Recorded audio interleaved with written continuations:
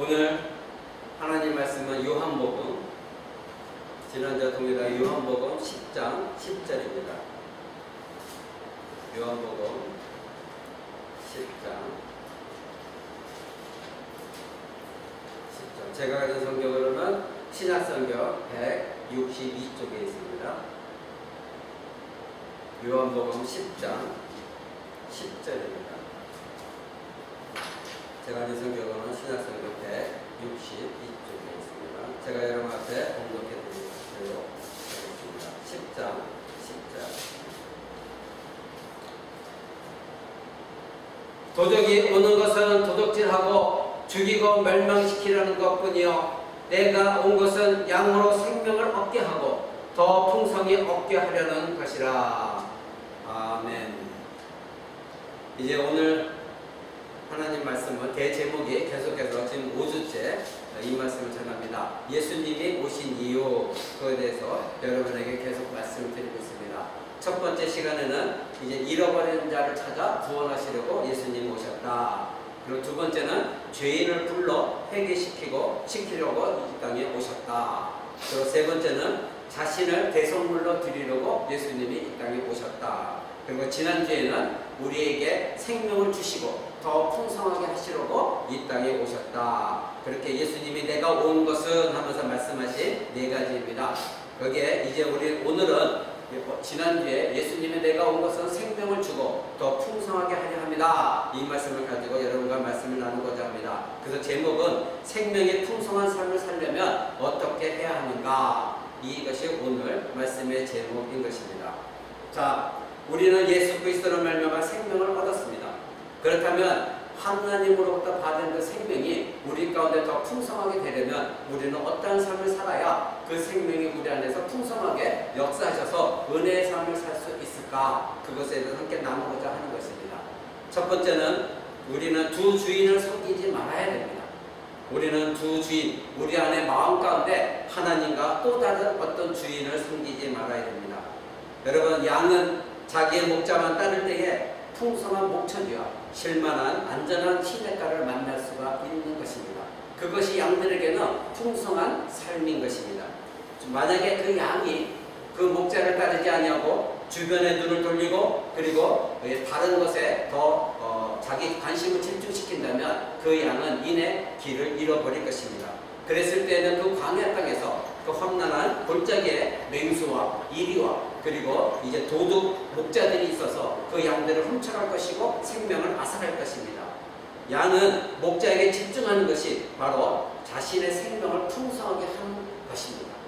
그러니 오늘 예수님이 우리에게 말씀하시기를 10장 1절에도 예수님은 목자다, 나는 사목자다, 그리고 너희는 양이다. 그렇다면 우리는 우리의 삶이 풍성하게 되려면 우리 양은 목자이신 예수 그리스도의 음성만 쫓아야 되는 것이고 그 예수 그리스도께 집중해야 우리들이 풍성한 삶을 살 수가 있는 것입니다. 마태복음 6장 24절에서 예수님은 이렇게 말씀하셨습니다. 한 사람이 두 주인을 섬길 수 없나니, 그렇죠? 우리는 한 사람이 두 주인을 섬길 수가 없습니다. 너희가 하나님과 재물을 겸하여 섬길 수 없느니라. 그렇습니다. 우리는 하나님과 재물을 섬길 수가 동시에 같이 섬길 수가 없습니다. 우리는 하나님을 눈으로 똑바로 바라보면서 옆눈으로 다른 것을 바라볼 수가 없습니다. 하나님께서 우리 눈을 창조하실 때는 동시에 눈을 두 개를 주셨지만 그러나 동시에 이쪽과 저쪽을 다 같이 볼 수 있게 만드시지 않으셨습니다. 우리는 한 곳만을 보게 되어 있습니다. 마찬가지로 하나님께서는 오직 예수 그리스도만 바라보도록 우리의 생명을 주셨고 우리를 구원하신 것입니다. 요즘 성도들이 싫어하는 말씀 중에 하나가 무엇입니까? 두 주인을 섬기지 마라. 재물과 하나님 둘을 겸하여 섬길 수 없다. 이것이 오늘날 교회에서 가장 싫어하는 말씀 중에 하나라고 합니다.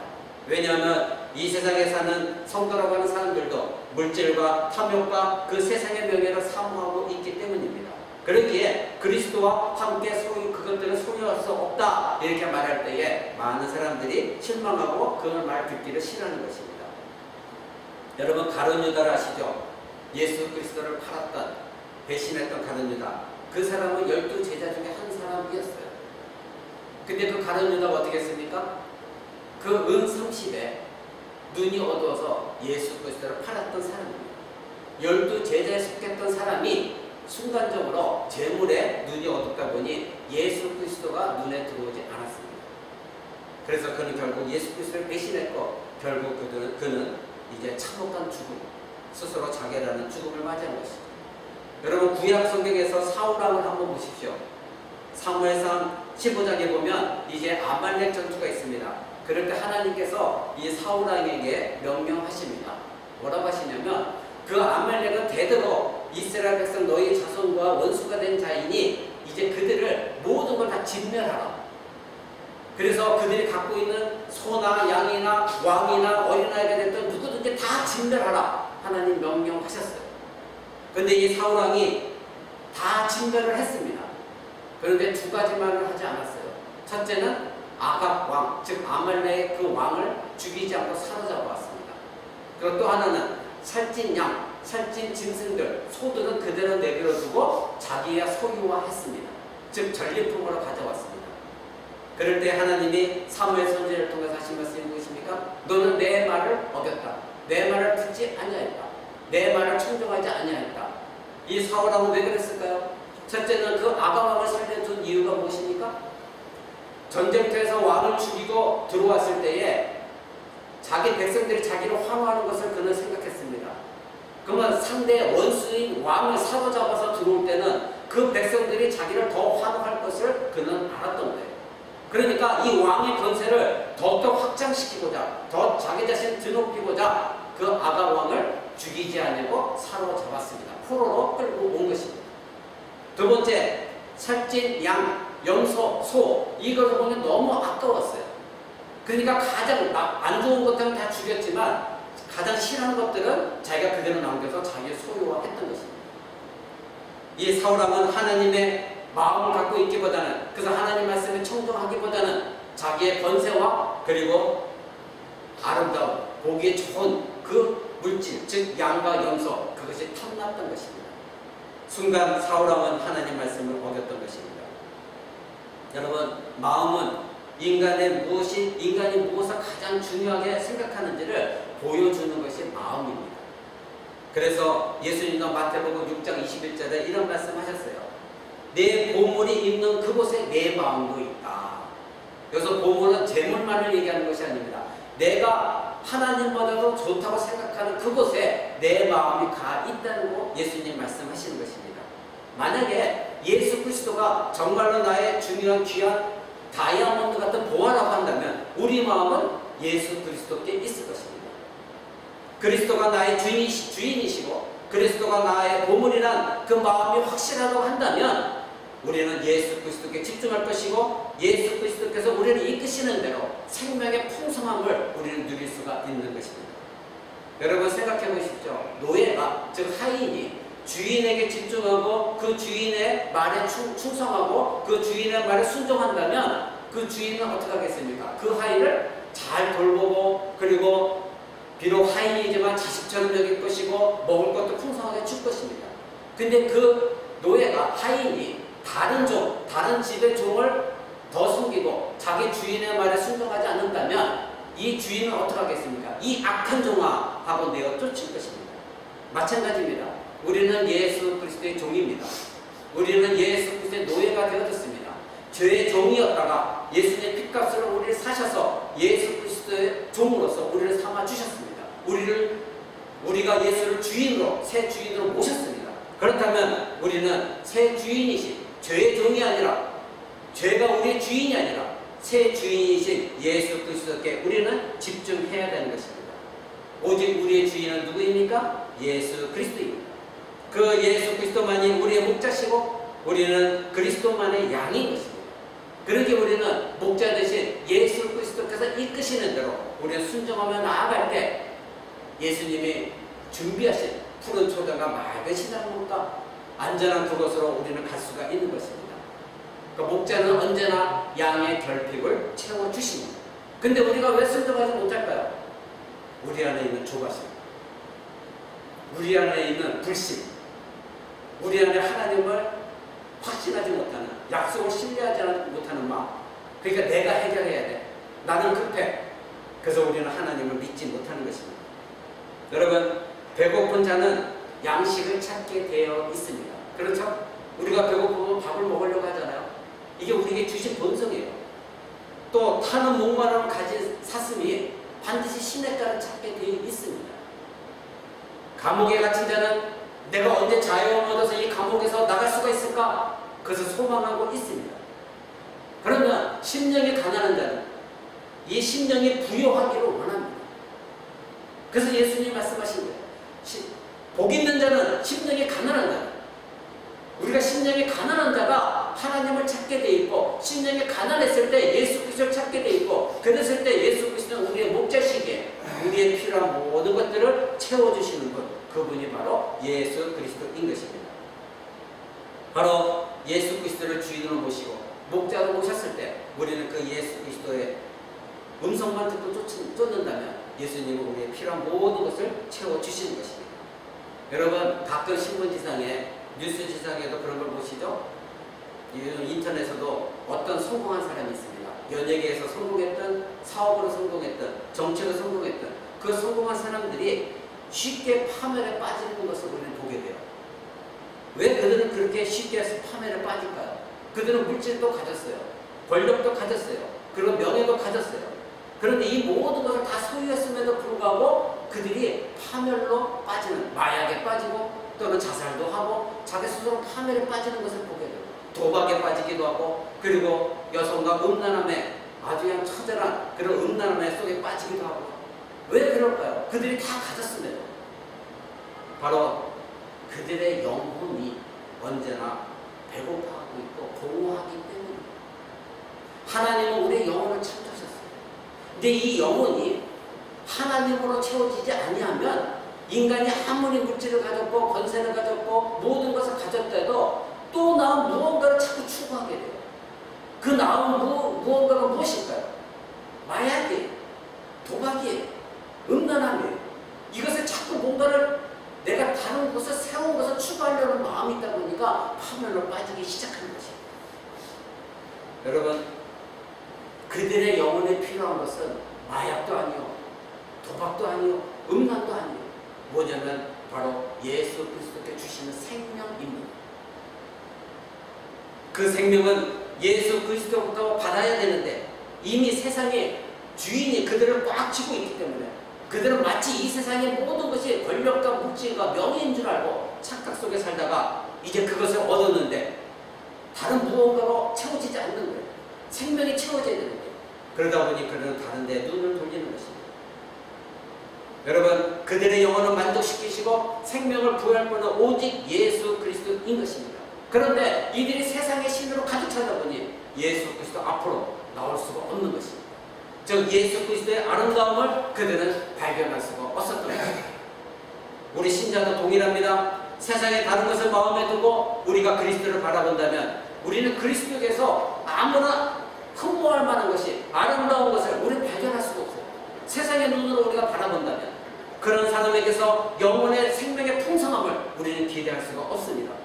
왜냐하면 그런 사람은 예수 그리스도를 바라봤을 때, 예수 그리스도 생각했을 때에 예수 그리스도의 그 아름답고 참으로 아주 복되고 너무나도 위대하신 아름다움을 발견하지 못한다면 그들은 예수 그리스도를 따를 수가 없습니다. 예수 그리스도의 음성조차도 그들은 듣기 싫어하는 것입니다. 그들은 그리스도의 인도하심과 보호하심을 오히려 자신을 속박하는 그저 귀찮은 것으로 그래서 말씀을 듣기 싫은 거예요. 교회 나왔더니 이렇게 살면 안 됩니다. 예수 그리스도를 사랑해야 됩니다. 죄를 고백해야 됩니다. 예수님만 생각해야 됩니다. 이런 말들이 자기 자신을 자꾸 속박하는 걸로 생각하는 거예요. 그러니까 귀찮습니다. 그러다 보니까 점점 자기가 있었던 양떼를 이탈하기 시작하는 거예요. 그래서 양물이 밖으로 나가는 것이 더 좋아 보이고 그리고 거짓 목자가 더 아름다워 보이기 시작합니다. 여러분, 양물이 예수 그리스도에서 이끄시는 양물에서 이탈하게 되면 밖에는 이리밖에 없습니다. 거짓 목자밖에 없습니다. 그들은 그 양을 피를 원하는 것이고 그 양의 고기를 원하는 것이고 그 양의 가죽을 원하는 것입니다. 그래서 그 양이 자기에게 중요한 것이 아니라 그 양을 빼앗음으로 말미암아 그들에게 고기를 취하고 가죽을 취해서 자기 이익을 얻으려는 것, 그것이 세상 바뀐 것입니다. 그러나 오직 목자이신 예수 그리스도를 바라보고 그 음성만을 듣고 따르는 양은 언젠가는 푸른 초장과 맑은 시냇물가로 인도되어 거기서 안락하게 평안하게 예수 그리스도의 생명을 누리며 살아가게 되는 것입니다. 이것이 바로 오늘 요한복음 10장 10절에 내가 온 것은 생명을 주고 그 생명을 더 풍성하게 하려는 것이다. 예수님이 이렇게 말씀하신 것입니다. 여러분, 우리 신자가 조심해야 될 것들이 있습니다. 그것이 무엇이냐면요, 우리 신자는 표적과 기사만을 추구하지 말아야 해요. 근데 은사주의자들은 이 표적과 기사에 굉장히 매달려 있거든요. 표적과 기사, 그리고 세상의 지혜, 철학, 사상, 이 모든 것에 우리가 아름다워 보여요. 뭔가 나타나지니까. 그리고 세상의 이야기는, 세상의 지혜는 따분하게 성경 말씀 듣는 것보다 재미가 있어요. 여기에 우리가 현혹당하지 말아야 됩니다. 오직 예수 그리스도를 바라봐야 됩니다. 예수님도 말씀하셨고 사도들도 말했습니다. 바로 유대인들은 표적과 기사를 요구했어요. 끊임없이 예수님에게 묻습니다. 당신이 우리에게 보여줄 표적이 무엇입니까? 이미 보여주셨거든요. 오병이에 의한 기적도 보여주셨거든요. 그런데 계속해서 그들은 네가 우리에게 보여줄 표적이 무엇이냐? 그 사도 바울이 말했어요. 유대인들은 표적과 기사를 요구하고 이방인들은 지식을 요구한다. 여러분, 그들은 예수 그리스도를 따랐지만 예수 그리스도를 요구하지 않았습니다. 제가 여러분에게 여러 번 말씀드렸습니다. 오병이의 기적을 일으켰었습니다. 약 3만에서 4만 명이 예수님이 주신 떡을 먹었습니다. 근데 결국 그 수많은 군중들이 어떻게 됐습니까? 예수 그리스도를 떠났습니다. 예수님 참된 양식의 말씀을, 하늘의 말씀을 전했더니 그들 모두가 다 떠나버렸습니다. 그리고 남은 사람은 누구밖에 없었어요? 12제자밖에 없었습니다. 약 4만 명이나 되는 수많은 사람이 따랐지만 예수님이 떡을 주었을 때는, 표적을 발했을 때는, 자기들이 유익이 됐을 때는 쫓아왔지만 예수님이 이제 곧바로 생명의 말씀을 올바로 전했더니 그들은 다 떠나버렸습니다. 12제자만 남았습니다. 그들이 쫓았던 것은 예수 그리스도를 사랑해서가 아니라 자기 배를 불리고자, 혹시 또 예수님이 나에게 먹을 것을 주지 않을까, 어떤 기적을 베풀어 주지 않을까, 기복신앙 속에서 따랐던 것입니다. 표적과 기사만을 바랐던 것입니다. 은사주의자들처럼 뭔가 나타난 것만을 바라보고 따랐던 것입니다. 그들에겐 예수님의 말씀은 전혀 없었던 것입니다. 여러분이 말씀드렸듯이 예수 그리스도가 부활 승천하셨을 때에 바라본 사람들, 거기에 그 자리에 참석했던 사람 누구였다고요? 약 500명밖에 되지 않았습니다. 그 수많은 사람들이 예수님이 예루살렘 성에 입성했을 때 호산나 호산나 다윗의 자손이여 찬양했던 그들은 돌변에서 예수 그리스도의 십자가를 못 박으셔서 말했던 사람들이고, 그리고 그들은 예수님 부활 승천할 때 나타나지 않았습니다. 여러분, 두 번째 우리가 생각해야 될 것은 신자가 생명의 풍성한 삶을 누리려면 그리스도의 아름다움만을 바라봐야 됩니다. 이사야서 53장 2절은 이렇게 말합니다. 그런즉 주 앞에 자라나기를 연한 숲 같고 마른 땅에서 나온 줄기 같아서 고운 모양도 없고 풍채도 없은즉 우리의 보기에 흠모할 만한 아름다운 것이 없도다. 이렇게 예언했습니다. 장차 예수 그리스도 메시아가 올 것인데 그는 자라나기를 연한 숲 같다. 힘도 없다. 그리고 마른 땅에서 나오면서 메말라 있다. 고운 모양도 하나도 없다. 멋진 풍채도 갖고 있지 않다. 그런 인간의 눈으로 보게 할 때는 어떤 흠모할 만한, 사랑할 만한 아름다운 것이 아무것도 없다. 그분이 메시아로 올 것이다. 이미 이렇게 예언하셨어요. 참신자의 영혼은 흠모할 만한 것이 아무것도 없는 예수 그리스도에게서 아름다움을 발견하는 것이 참된 신자인 것입니다. 세상의 시각적, 감각적, 그리고 육감적인 것, 이 모든 것들, 그들은 아름다운 것만을 찾습니다. 눈에 보기에 멋들어지고 아주 성령색색인 것들, 그리고 풍채도 멋진 것, 저처럼 목사도 저처럼 작은 사람이 아니라 멋들어지고 잘생기고 노래도 멋지게 잘하고 말도 잘하는 그런 사람들을 찾습니다. 내 눈에 아름다운 것이 곧 선이 되는 것이 세상입니다. 자기 눈에 아름다워 보이면 그 모든 것이 진리처럼 생각하는 것이 세상인 것입니다. 하나님의 선이 판단 기준이 아니라 자기 자신이 판단한 것이, 그래서 자기 자신이 생각할 때 옳은 것이 선이 되어져 버리는 것, 이것이 바로 세상이 말하는 선인 것입니다. 그러나 성경이 말하는 선은 무엇입니까? 아름다운 것, 그것의 판단은 인간 자신이 판단하는 것이 아니라 하나님께서 보시기에 아름다운 것, 하나님 판단하실 때 아름다운 것, 그것이 바로 선인 것입니다. 그것이 바로 히브리서는 토브라고 말하는 것입니다. 그래서 창세기에 하나님이 온 우주 만물을 창조하시고 하나하나 창조하실 때마다 좋았더라 좋았더라, 그것이 바로 하나님 보시기에 좋은 것입니다. 하나님 보시기에 선한 것입니다. 그거를 히브리서는 토브라고 말하고 있습니다. 그런데 하나님께서 마지막에 인간을 딱 창조하시고 흙으로 빚으시고 그 코에 후 하고 생명을 불어넣으셨더니 생명체가 되었어요. 그래서 그 아담을 이미 창조하신 그곳 한가운데 딱 갖다 놨더니 너무나도 아름다운 거예요. 오히려 이 피조세계가 더 아름답게 보이신 거예요. 그래서 하나님 하신 말씀이 심히 좋았더라, 그렇게 말씀하셨습니다.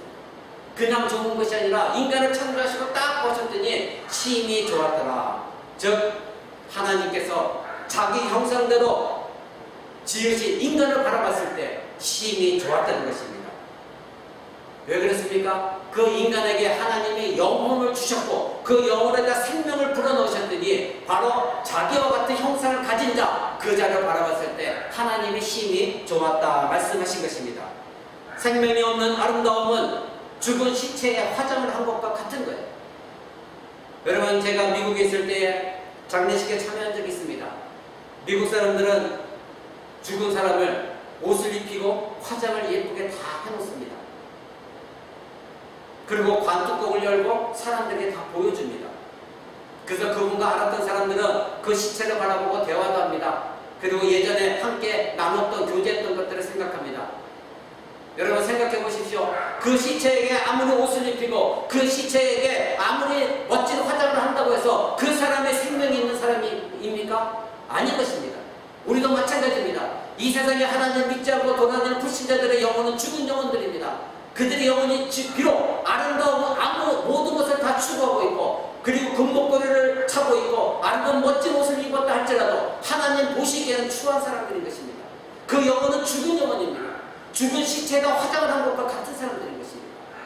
영혼의 생명이 없으면 그것은 죽은 영혼이고 아무런 힘을 발휘하지 못하는 것입니다. 비록 세상은 그분의 아름다움을 발견 못했지만 그러나 택한 저와 여러분들은 예수 그리스도 안에서 아름다움을 매료되어져서 우리는 그분에게서 눈길을 떼지 않는 것입니다. 바로 영혼이 살아있는 자는 예수 그리스도 안에 있는 생명을 바라보고 그 생명이 내게 들어와 더 풍성하게 되기를 원하는 사람들이 바로 생명이 살아있는 자들인 것입니다. 그러기에 참신자들은 그리스도를 바라보면서 한눈으로도 세상을 견디지는 하지 않습니다. 세상은 그리스도를 고운 모양도 없다, 풍채도 없다, 보기에 흠모할 만한 아무것도 없다 이렇게 말하고 있습니다. 평가하고 있습니다. 세상에 속한 자들의 마음에는 그들이 그 예수 그리스도의 아름다움을 발견할 마음의 빛이 없기 때문인 것입니다.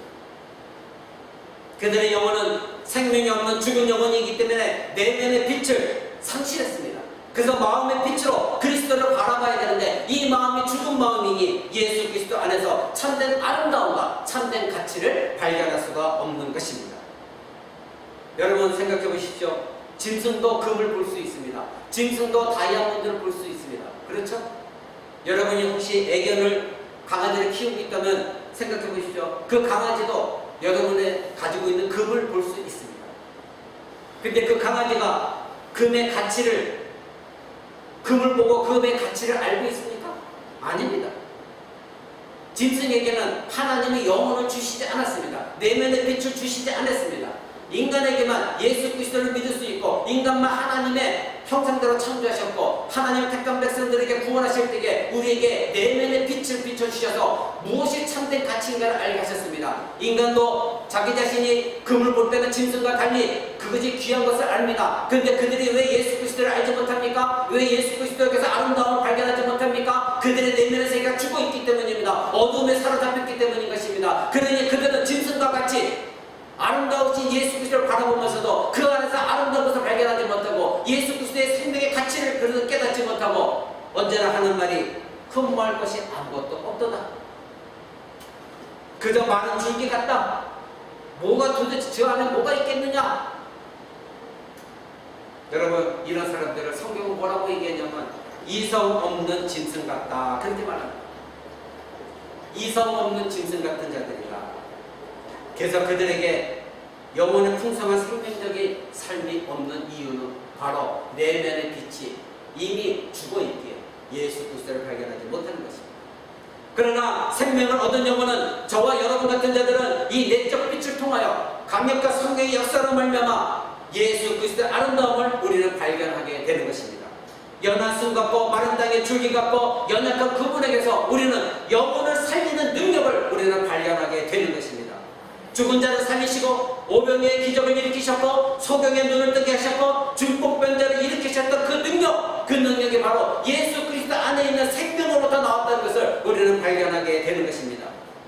그렇습니다. 예수 그리스도는 고용 모양도 풍채도 없으셨습니다. 그렇지만 예수 그리스도께서 세례 요한으로부터 세례를 받으셨을 때 어떤 일이 벌어졌습니까? 하늘에서부터 음성이 들렸습니다. 이는 내 사랑하는 아들이요 내 기뻐하는 자라. 그렇습니다. 변화산성에서도 제자들은 다시 한번 하늘로부터 울려 퍼지는 하늘의 소리를 들었습니다. 마태복음 17장 5절에 어떻게 기록되어 있습니까? 이는 내 사랑하는 아들이요 내 기뻐하는 자니 너희는 저의 말을 들을지어다. 아무것도 흠모할 수 없고 아무것도 아름다움을 발견할 수 없었던 그 예수 그리스도를 하늘에서 음성이 들리기를 이는 내 사랑하는 아들이요 내 기뻐하는 자다. 너희는 저의 말을 반드시 들을지어다. 하늘에서부터 이런 말씀이 들렸던 것입니다. 세상의 눈으로는 고운 모양도 없었습니다. 세상의 눈으로는 풍채도 없으셨습니다. 그러나 그리스도는 하나님의 아들이셨습니다. 그러기에 세상의 모든 인간은 그리스도의 말을 들으라 말씀에 순종해야 됩니다. 그리스도께 순종하라 하나님 명령하셨습니다. 세상은 화려함과 매력적인 것과 눈에 보이는 아름다움을 즐겨시합니다. 그러기에 요즘 청년들도 요즘 신자들도 겉으로 드러난 아름다운 교회를 찾기 시작합니다. 멋진 프로그램이 있는 그런 교회를 찾기 시작합니다. 교회 교제가 아름답고 그리고 많은 사람이 모여서 풍성한 것을 원합니다. 겉에 모양이 있는 아름다운 것 그것만 추구하는 이 시대입니다. 그러나 예수 그리스도는 고운 모양도 없었고 풍채도 없으셨고 그분은 세상의 모든 것을 초월하신 예수 그리스도입니다. 비록 사람이 눈으로 볼 때는 아무런 가치가 없다고 생각했던 짐승과 같은 눈으로 봤을 때는 강아지가 금을 봤을 때 아무런 가치를 못 느꼈듯이 내적 안에 빛을 가지지 못한 자들은 예수 그리스도를 봤을 때 그렇게 비아냥거리고 무시했지만 그러나 그는 그 모든 것을 초월하신 하나님의 아들이셨습니다.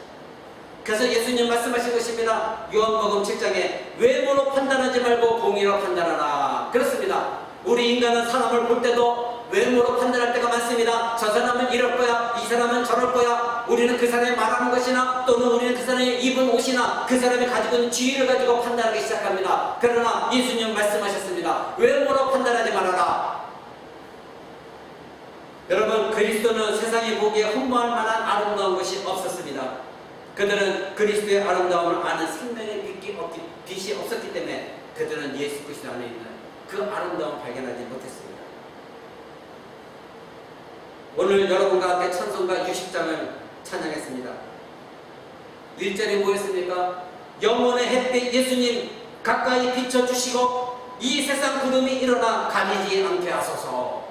그렇습니다. 신자의 눈에 이 세상의 구름이 우리의 눈을 가리는다면 우리도 역시 마찬가지로 영혼의 생명이 되신 예수 그리스도를 바라볼 수가 없는 것입니다. 그러기에 이 찬송가를 지은 가사를 지은 사람은 그것을 알기에 영혼의 햇빛 대신 예수님 가까이 나한테 더욱더 비춰주시옵소서. 그리고 이 세상의 구름이 바로 햇빛인 예수 그리스도를 가리지 않게 하옵소서. 내가 예수님을 발견할 수 있게 도와주옵소서. 그래서 이렇게 찬양 가사를 지었던 것입니다. 그 신자의 영혼은 풍성한 생명을 누릴 수가 없다는 것은 바로 이 세상 구름이 예수를 가린다면 이 세상의 지혜와 이 세상의 사상과 이 세상의 눈과 이 세상의 가치관이 예수 그리스도를 가지게 된다면 바로 예수님 안에 있는 생명을 바라볼 수 없기 때문입니다. 그래서 고백하는 거예요. 영혼의 햇빛 예수님 더 구름보다 더 가까이 나에게 비춰주셔서 이 세상의 구름이 절대 예수님을 가리지 않게 해달라고. 왜? 때로는 자기 자신도 이 세상의 구름으로 말미암아 예수님을 가리는 적이 있는 것을 경험했기 때문입니다. 그리스도의 아름다움으로 내 영혼이 가득 차지 않으면 주여 주여 부르짖어도 주님의 대답은 내가 너희를 도무지 알지 못하노라. 이 답밖에 들을 것이 없습니다. 그러기에 이들은 먼저 주 예수 그리스도를 가리는 이 세상의 구름을 먼저 없애달라고 하나님께 기도해야 됩니다. 하나님, 내가 예수 그리스도를 바라보고 있는데 그것을 가로막고 있는 이 세상의 가치관, 이 세상의 물질, 권력, 명예, 이 세상의 욕망, 탐욕 다 내려놓게 하시고 오직 예수 그리스도를 바라볼 수 있도록 나를 도와달라고 고백해야 되는 것입니다. 세 번째로는 생명이 풍성한 삶은 그리스도를 아는 지식을 가장 귀하게 여길 때 나타납니다. 우리는 말씀을 들어야 됩니다. 여러분에게 누차 강조하고 있죠. 우리는 성경 말씀도 읽어야 됩니다. 하나님을 알아야 됩니다.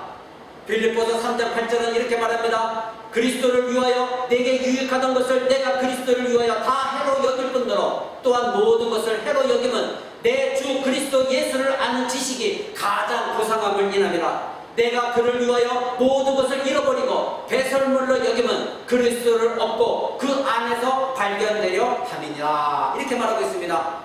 그렇습니다. 여러분, 어린아이들을 보면 내게 유익한 것들을 쥐고 있습니다. 저도 가끔 시돌이라는 것을 봅니다. 근데 그 어린아이를 한번 보십시오. 어떤 것을 먹으려고 훅해주고 있습니다. 근데 내가 갖고 있는 걸 놓지 않으려고 합니다. 부모가 뺏으려고 놓지 않으려고 합니다. 그런데 다른 더 좋은 어떤 걸 줬더니 이것을 바로 내버립니다. 그리고 그것을 취합니다. 이것이 인간인 것입니다. 인간의 본성인 것입니다. 내가 더 유익한 것을 발견하지 못하면 그것을 결코 놓지 않으려고 하는 것이 인간인 것입니다.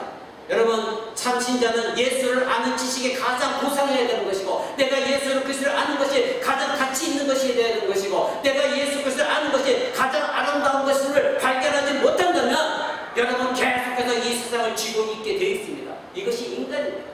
인간의 본성이에요. 근데 만약에 여러분들이 예수 그리스도를 알고 그 안에서 가치를 느꼈고 정말로 예수 그리스도만이 가장 아름다우신 분이시고 예수 그리스도를 아는 것이 가장 고상한 것이라는 걸 여러분 깨닫게 된다면 여러분 쥐고 있던 이 세상의 것을 당연히 내려놓게 되어 있습니다. 그리고 더 유익한 예수 그리스도를 붙들게 되어 있습니다.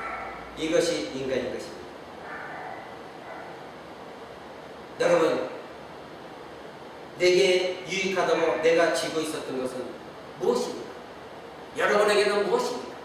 어린아이가 그 놓지 않으려고 쥐고 있었던 자기 자신이 귀하다고 생각하지만 부모가 볼 때 더 좋은 걸 주려고 하는데 놓지 않고 있습니다. 그럴 때 이 어린아이가 좋다고 생각하는 걸 주었을 때 이것을 놓는 것을 한번 보시죠. 여러분이 지금 놓고 있지 않는 것, 하나님 더 귀한 걸 주려고 하는데 놓고 있지 않는 것, 그것은 무엇입니까? 바로 육신의 정욕과 안목의 정욕과 이생의 자랑거리 아닙니까?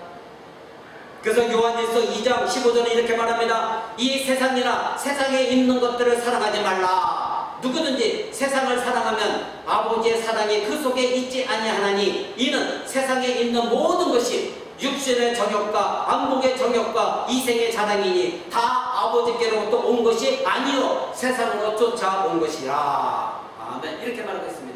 여러분, 이 세상의 것을 사랑하면 아버지 하나님의 사랑이 그 속에 없다고 성경은 분명히 말하고 있습니다. 내가 그리스도 신자인데, 내가 그리스도인임에도 불구하고 나는 하나님을 사랑한다고 여기고 있는데, 만약에 내가 하나님 아버지를 버리고 이 세상의 것들 내가 더 집중해서 눈이 거기에 가 있다면, 내 모든 가치관이 세상에 가 있고 예수 그리스도 아는 것에는 전혀 관심 없다고 한다면 바로 여러분 안에는 하나님의 사랑이 거하지 않고 있다는 증거인 것입니다. 그래서 세상에 있는 것을 이 성경은 요약해서 세 가지로 말합니다. 육신의 저격, 안목의 저격, 이생의 자랑인 것입니다. 이 누구나 이것을 다 추구하고 있습니다. 이것이 바로 세상의 구름이 되어서 여러분이 예수 그리스도를 바라보고 있는 것을 가리우고 있는 것입니다. 여러분, 저와 여러분에게 이 세상의 이러한 것들이 세상의 구름이 되어서 예수 그리스도를 가리게 되면 우리는 이런 자가 될 수 있습니다. 어떤 자가 될 수 있는지 아십니까? 십자가에 못 박으셔서, 십자가에 못 박으셔서 가이사 외에는 우리에게 왕이 없습니다. 요한복음 19장에 나온 것처럼 예수 그리스도를 향하여 유대인들은 외쳤습니다. 예수 그리스도 십자가 못 박으시오. 예수 그리스도를 십자가에 못 박으시오. 빌라도가 말했습니다. 너의 왕이다. 너의 왕을 죽이게 하느냐? 유대인들 말합니다. 예수는 우리의 왕이 아닙니다. 바로 로마 황제 가이사, 그 사람은 우리의 왕입니다. 그렇게 외친 것이 유대인들이었습니다. 정작 그들의 왕은 누구였습니까? 예수 그리스도였습니다. 그런데 세상의 구름이 그들의 영혼을 가리우니까 가이사 외에는 우리에게 왕이 없다, 이렇게 외쳤던 것입니다. 이들이 하나님을 몰랐습니까? 아닙니다. 이들은 하나님을 알고 있었습니다. 메시아가 올 것도 이들은 알고 있었습니다. 자신이 섬기는 하나님을 보내신 예수 그리스도를 아는 지식이 부족하다 보니 오히려 예수 그리스도를 배설물로 여겼던 것이 유대인들이었습니다. 바로 세상의 구름이 육신의 정욕과 안목의 정욕과 이생의 자랑거리가 그들의 눈을 가리웠더니 바로 예수 그리스도를 십자가에 못 박으라고 돌버렸던 것입니다. 그들의 왕은 무시하고 예수 그리스도를 무시하고 이는 우리의 왕이 아니다. 하나님은 우리의 왕이 아니다. 로마 황제 인간 그가 우리의 왕이다. 외쳤던 것이 바로 하나님을 섬겼다고 하는 유대인들이 행한 일인 것입니다. 오늘날 우리도 이와 같이 넘어지고 강팍한 삶을 살아갈 수가 있습니다. 언제 그렇게 살 수 있습니까? 바로 예수 그리스도를 아는 지식이 가장 고상한 것이고 최고로 여기지 않는다면 우리는 언제든지 이와 같이 넘어질 수가 있습니다. 네 번째로 우리가 그리스도의 신부임을 기억할 때 우리의 영혼은 풍성하게 되어진다는 걸 여러분 기억하십시오. 여러분, 한 여인은 두 남편을 섬기지 못합니다. 이 세상의 것이 영광스럽게 보이는 한 그리스도는 우리에게 신랑이 될 수가 없습니다. 신랑은 언제나 신부의 순결함을 요구합니다. 그리스도는 신부인 우리에게 자신의 몸과 피를 주셨습니다. 아담은 하나님께서 아담의 갈비뼈를 취하여 하와를 만드셨지만 그때에 아담이 하와를 보고 한마디 뭡니까? 내 뼈 중에 뼈요 내 살 중에 살다. 즉 너는 나의 분신이다. 그렇게 감탄하고 외쳤습니다. 그런데 하나님이신 예수 그리스도께서 이 땅에 오셔서 자기의 몸을 우리에게 주셨고 자기의 피를 우리에게 주시면서 내 몸을 먹고 내 피를 마시라고 우리에게 허락해 주셨습니다. 그리고 우리를 신부 삼아 주셨습니다. 그렇다면 아담이 자기의 뼈를 가지고 만든 하와를 그렇게 내 뼈 중에 내 뼈요 내 살 중에 살이요 나의 분신이라고 얘기했다면 우리는 예수님이 우리를 보고 얼마나 기뻐하시겠습니까? 자기의 몸을 주셨고 자기의 피를 주셔서 우리에게 생명을 살리셔서 자기의 신부로 만드셨다고 한다면 예수님은 우리를 얼마나 기뻐하시겠습니까? 그러기에 신랑이신 예수 그리스도는 우리에게 예수 그리스도만 알도록 즉 우리에게 순결을 요구하시는 것입니다. 신자는 그리스도 안에서 달콤함을 느낄 때에 세상은 점점 쓴맛으로 변해갑니다. 그리스도의 아름다움을 더욱더 경험할 때 이 세상은 더욱더 쓴맛으로 변하게 되어 있습니다. 내가 진실로 예수 그리스도 사랑하고 예수 그 십자가를 붙들고 정말로 하나님 말씀에 엎드려져서 그리스도만 내 눈에 들어왔을 때는 예수 그리스도의 아름다움이 내 안에 들어오기 시작할 때 이 세상은 점점 쓴맛으로 달콤한 것이 아니라 쓴맛으로 변해가기 시작하는 것입니다. 세상의 쓴맛을 느낌은 곧 그리스도의 아름다움이 내 안에 들어왔다는 증거입니다. 그러니까 세상에서 즐거움을 느끼게 되면 달콤함을 느끼게 되면 그리스도의 마음은 사라지게 되는 것이고 세상의 쓴맛으로 변화되면 예수 그리스도의 아름다움은 그 신자 안에 풍성하게 넘치는 것입니다. 언제나 반비례하게 되어 있습니다. 여러분의 마음은 지금 세상에 달콤합니까? 아니면 세상의 쓴맛을 갖고 계십니까? 그리스도는 우리의 신랑이 되시고 우리의 머리가 되시기에 이 땅에 오셨습니다. 하늘의 모든 영광을 다 버리셨습니다. 우리 위해 예비하신 즉 하나님의 나라를 주시기 위해 인간의 몸을 입고 이 땅에 오셔서 우리의 신랑이 되어 주셨습니다.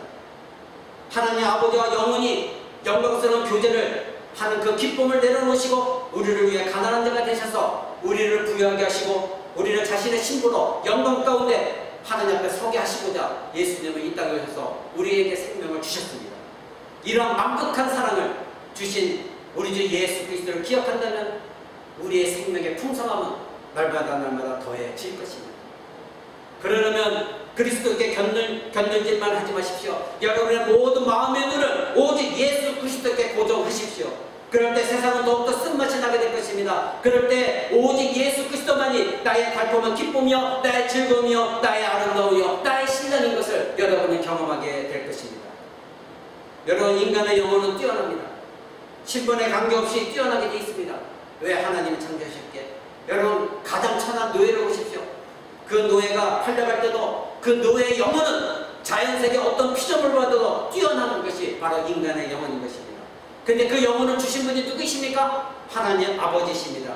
이 거룩하고 아름다운 영혼을 주신 하나님께서 그리스도의 신부로 우리를 부르셨다는 것 기억하시기 바랍니다. 우리는 뛰어난 영혼을 가지고 있습니다. 우리는 위대하시고 아름다우신 남편 되시는 예수 그리스도를 소유하고 있습니다. 그 예수 그리스도를 사랑하지 않냐고 세상의 것들에게 우리의 영혼을 뺏긴다면 이는 매우 악한 것입니다. 왜냐하면 하나님께서 우리에게 영혼을 살리셨는데 그 영혼을 가지고 세상 것을 다시 바라본다면 악한 것입니다. 여러분, 저와 여러분은 오늘 살다가 내일 죽을 수도 있습니다. 교통사고로도 죽을 수도 있고 수많은 질병이 지금도 우리를 공격하고 있고 언제 우리가 이 세상을 떠날지 아무도 모르는 것입니다. 매일매일 우리는 죽음을 향하여 걸어가고 있습니다. 그런데 이 세상 사람들은 그 죽음을 두려워하고 있습니다. 왜 그렇습니까? 인간은 누구나 영혼이 있기 때문에 마지막 심판이 있다는 걸 알고 있습니다. 그러나 저와 여러분은 두려워하고 있습니까? 그렇지 않습니다. 저와 여러분은 이미 예수 그리스도 생명이 우리 안에 들어왔기에 우리에게 두려움은 없습니다. 바로 예수 그리스도께서 자기 안에 있는 생명의 몸을 먹게 하셨고 생명의 피를 마시게 하셨기에 우리 안에 예수 그리스도의 몸과 피가 우리 안에 살아 역사하고 있습니다. 생명이 우리 안에서 지금도 역사하고 있습니다. 아담과 하와는 갈대뼈로 만드셨지만 우리는 예수 그리스도의 몸과 피로 우리를 다시 새 생명을 우리에게 주셨습니다. 그러게 우리는 죽음을 두려워하지 않는 것입니다. 우리는 그리스도 안에서 이미 죽었고 그러게 우리는 그리스도 안에서 이미 부활한 존재들인 것입니다. 예수님은 우리의 거처를 마련하기 위하여 예수님은 부활 승천하신다고 말씀하셨습니다. 바로 신부인 우리를 위하여 거처를 준비하시고자 신랑 되신 예수님은 부활하여 하늘에 들어가셨습니다. 그래서 요한복음 14장 1절에서 이렇게 말합니다. 너희는 마음에 근심하지 말아라. 하나님을 믿으니 또 나를 믿으라. 내 아버지 집에 거할 것이 많도다. 그렇지 않으면 너희에게 일렀으리라. 내가 너희를 위하여 처소를 예비하러 가노니 가서 너희를 위하여 처소를 예비하면 내가 다시 와서 너희를 내게로 영접하여 나 있는 곳에 너희도 있게 하리라. 아멘. 이렇게 말씀하셨습니다. 예수님은 다시 반드시 오신다고 하는 것입니다. 이제 하늘에 올라가셔서 우리를 위한 처소를 예비하셨고 이제 다시 오셔서 우리를 데리고 저 천국에 영원한 영광이 있고 아름다움이 있는 그곳에 우리를 데리고 가신다는 것입니다.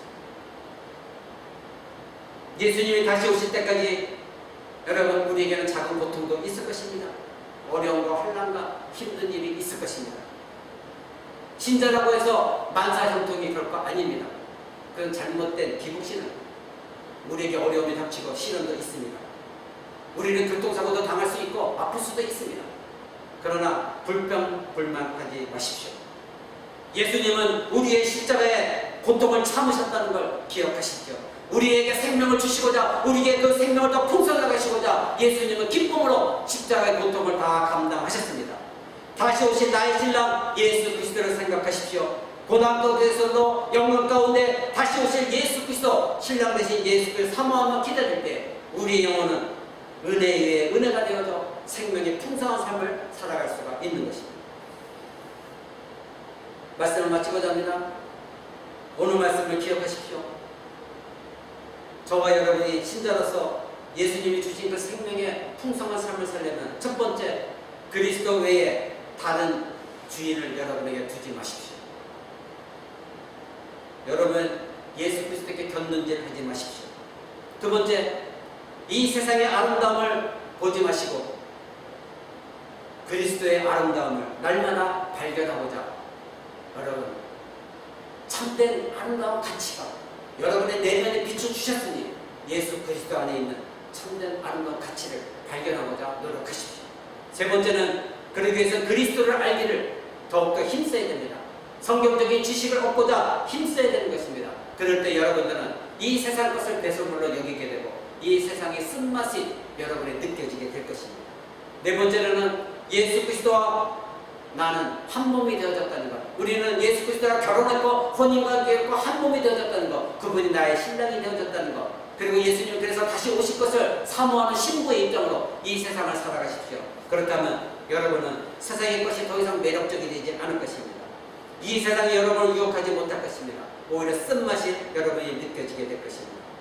예수님은 말씀하셨습니다. 누구든지 목마르거든 내게로 와서 생수를 마셔라. 그렇습니다.